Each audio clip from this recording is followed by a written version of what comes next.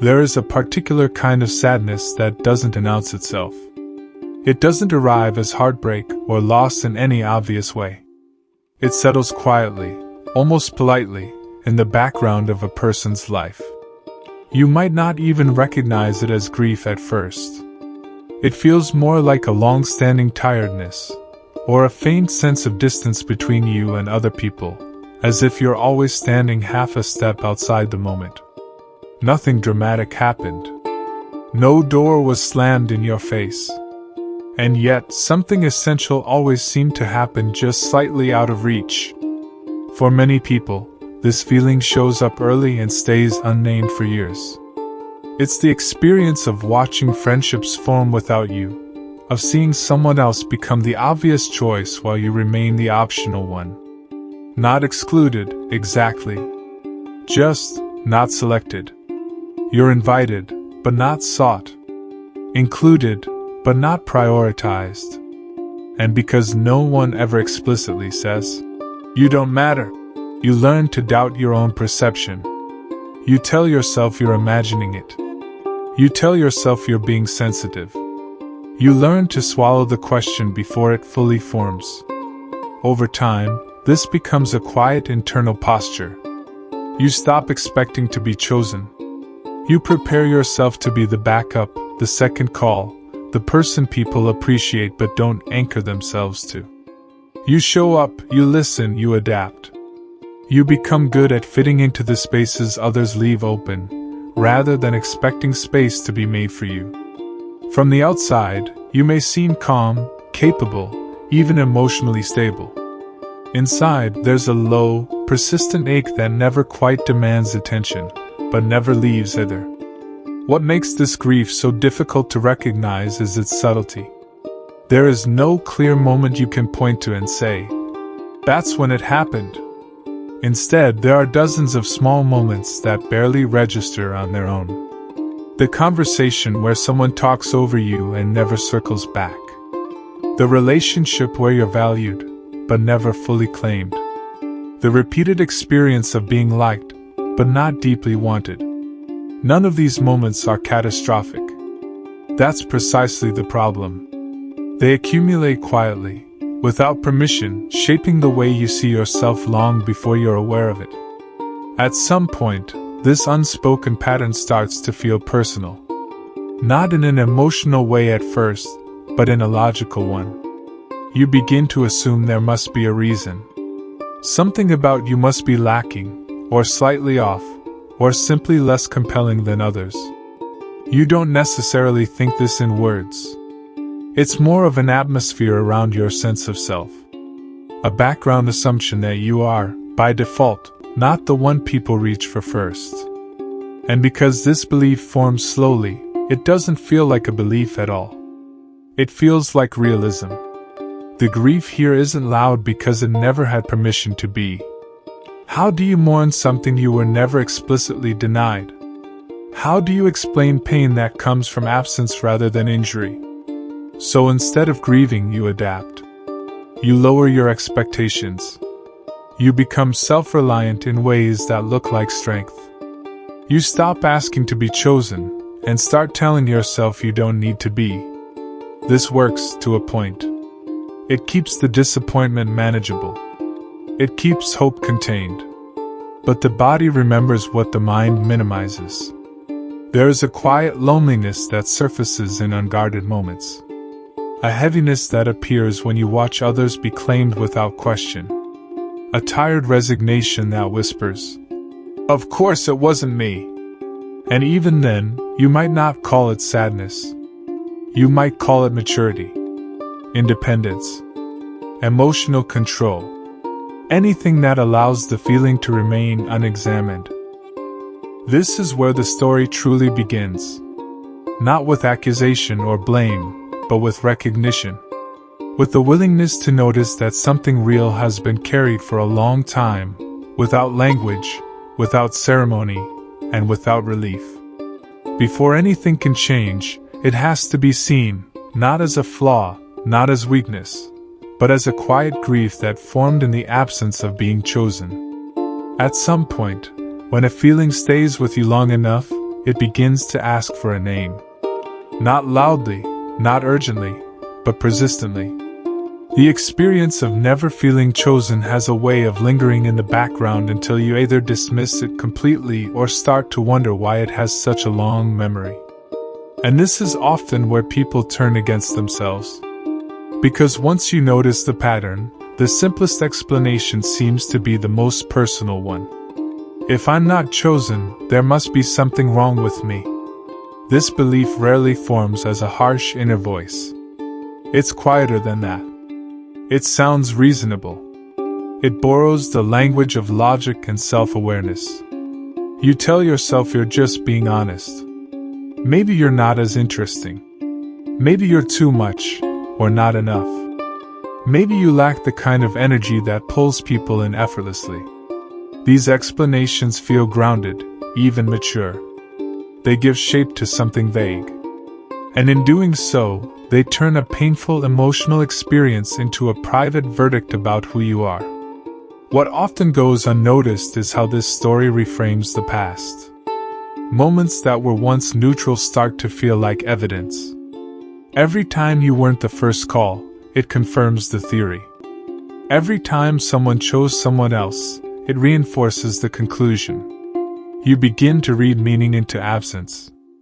And because no one ever explicitly rejected you, there's no clear counterargument. The mind fills in the gaps, and it almost always fills them in against you. This is where the experience becomes particularly isolating. When pain is obvious, it can be shared. When it's subtle and ambiguous, it becomes something you carry alone. You might hesitate to speak about it, even with people close to you, because it sounds small when you say it out loud. I just feel like I'm never the one people choose. The sentence feels fragile, almost embarrassing. You worry it will be dismissed, or worse, confirmed. So you keep it to yourself, and in that silence, the belief grows more convincing. Over time, the story shifts from, "This happened to me," to, "This is who I am." Being unchosen stops feeling like an experience, and starts to feel like an identity. You become the reliable one, the understanding one, the person who doesn't make demands. You learn to be agreeable not because you lack boundaries, but because you're trying not to risk what little connection you have. You become skilled at being easy to have around, hoping that ease might eventually turn into attachment. What's rarely acknowledged is that this isn't insecurity in the shallow sense. It's grief trying to make sense of itself. When something important is missing and there is no clear explanation, the mind looks inward. It searches for a cause it can control. Blaming yourself feels safer than sitting with the uncertainty that something essential was absent through no fault of your own. At least self-blame offers a narrative. It offers the illusion of agency. Naming this experience matters because it changes the direction of the question. Instead of asking, "What is wrong with me?" the question becomes, "What did I lose without realizing it?" And that shift is subtle, but profound. It moves the focus away from defect and toward deprivation. Toward the understanding that being unchosen repeatedly creates a specific kind of emotional loss, even when no one intended harm. By the end of this part, something important begins to loosen. The belief that this pain is a personal failing starts to feel less solid. Not gone, but less absolute. In its place, there is the possibility that what you've been carrying is not evidence of your inadequacy, but a response to a relational absence that was never acknowledged. And once that idea enters the room, it quietly opens the door to a deeper question: where this pattern began, and how it learned to feel so familiar. When a pattern feels this familiar, it usually didn't begin in adulthood. The feeling of never being chosen tends to have roots that reach further back than our conscious memory, into early environments where connection was uncertain, inconsistent, or quietly conditional. Not necessarily dramatic or abusive. Often, it formed in homes that looked functional from the outside. Families where needs were met, routines were kept, and yet emotional attunement was sporadic or selective. The child learned early that attention arrived unpredictably, and that being seen was something that happened sometimes, not something they could rely on. In these environments, the child adapts. Not out of choice, but out of necessity. When care is inconsistent, the nervous system becomes alert to subtle cues. A tone of voice. A shift in mood. A parent's distraction. The child learns to read the room, to wait, to not interrupt. They become skilled at minimizing themselves in order to maintain connection. Over time, this isn't experienced as sacrifice. It becomes normal. The child doesn't think, "I am not chosen." They think, "This is how relationships work." What's important to understand is that this adaptation is intelligent. It keeps the child connected. It reduces the risk of rejection or emotional withdrawal. But it also carries a quiet cost. The child begins to associate love with uncertainty and proximity with restraint. They learn that being too visible is risky, and being easy to overlook is safer. This association doesn't disappear with age. It gets carried forward, shaping how closeness is navigated long after the original environment is gone. As an adult, this early learning shows up in subtle ways. You might gravitate toward relationships where you are valued for your support, your listening, your reliability, but not fully centered. You may find yourself emotionally invested in people who are distracted, unavailable, or already partially oriented elsewhere. When you are not chosen, it feels painful, but also strangely familiar. And familiarity can be mistaken for compatibility. The nervous system recognizes the pattern and interprets it as home. This is where the belief becomes self-reinforcing. Early experiences taught you to expect peripheral connection. Adult relationships then mirror that expectation, not because you are flawed, but because your internal model of closeness was shaped around not being the focus. You don't demand space because you never learned to expect it. You don't protest absence because you learn to adapt to it. And when someone doesn't choose you fully, it confirms something that already feels true. There is often a deep sadness in realizing this, because it reveals that the pain wasn't accidental. It was patterned. But there is also a quiet relief. Because if this belief was learned, it is not evidence of who you are at your core.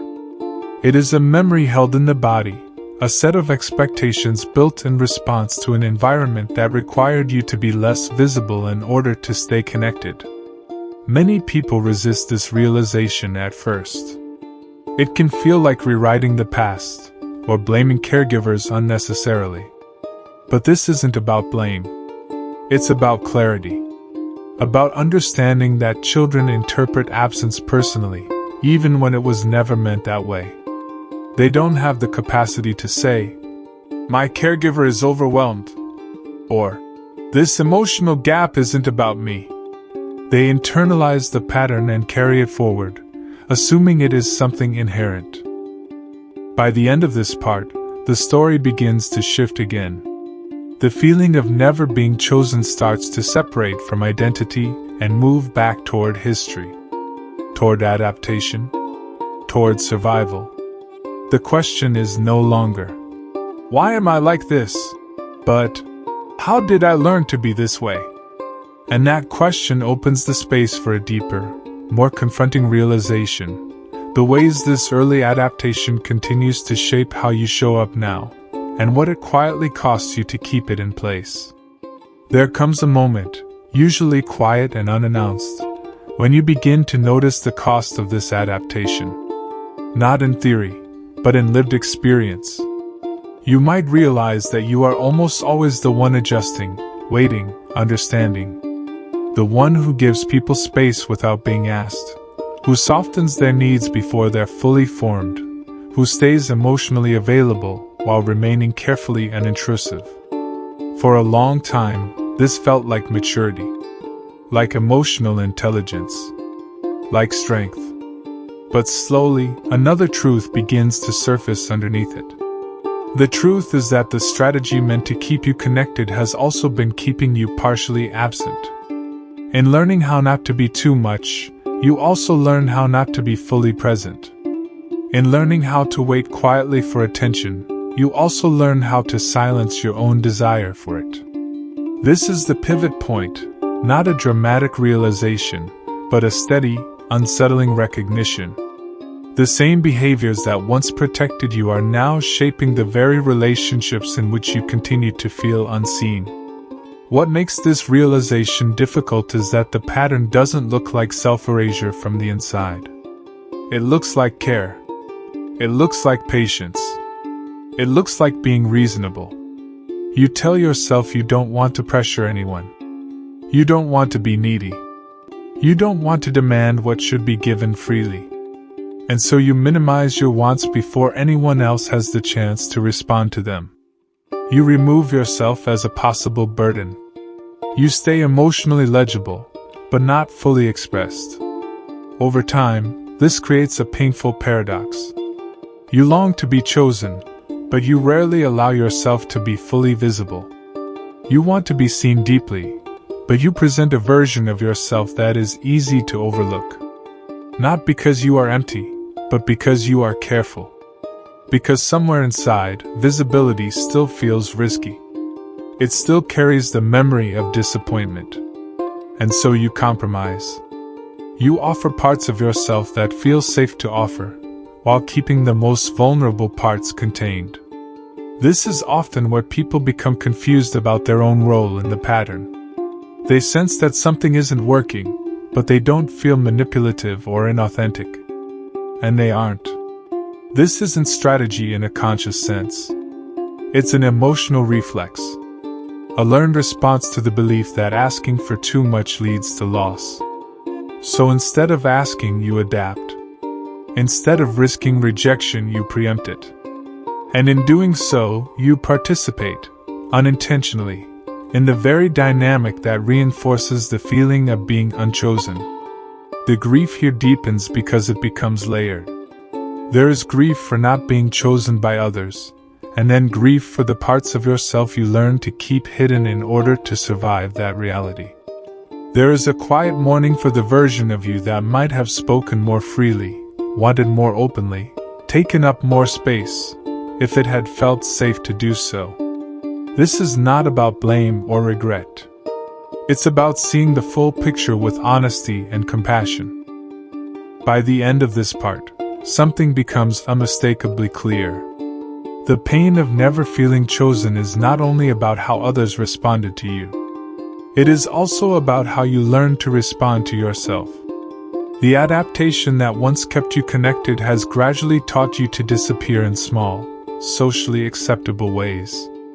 And seeing this doesn't require immediate change. It only requires presence.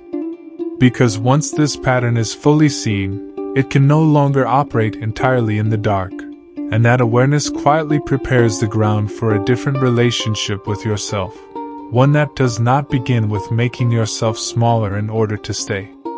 There is no sudden resolution at the end of this recognition.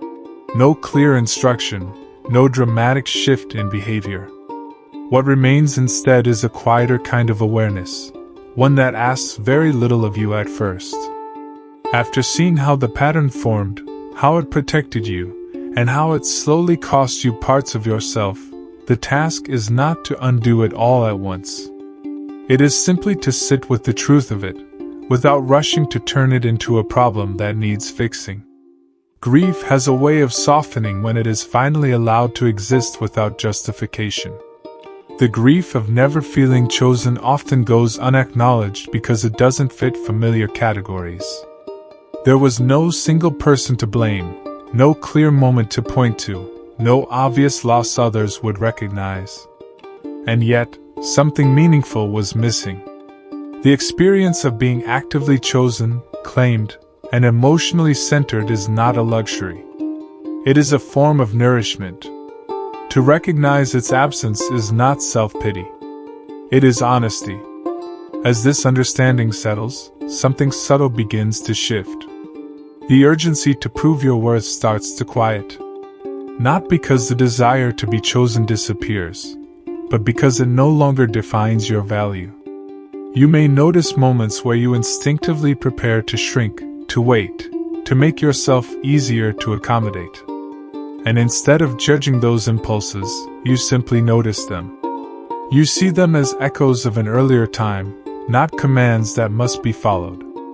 Awareness becomes a form of gentleness. This is where integration happens. Not through action, but through presence. Through the willingness to let your experience be complex and unresolved. You don't need to replace the old pattern with a new one yet. You don't need to demand visibility or withdraw from connection.